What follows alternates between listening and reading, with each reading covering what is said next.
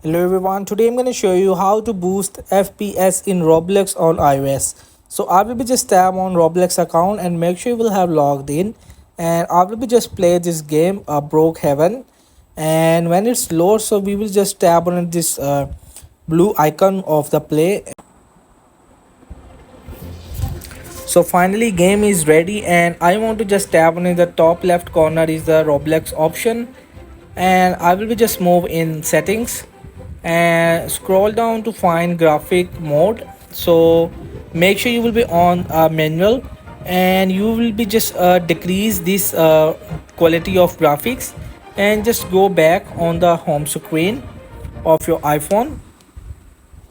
So now we will move in this iPhone settings simply, and so now we will move in the iPhone settings simply, and I will just find the accessibility and just move in motions.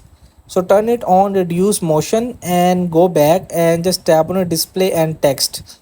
So you will just turn it on reduce transparency, increase contrast, and you will just turn it on is the scroll down smart invert. So these settings have to boost FPS in Roblox on iOS. So hope this video helped you. Please don't forget to like and subscribe and get notified for more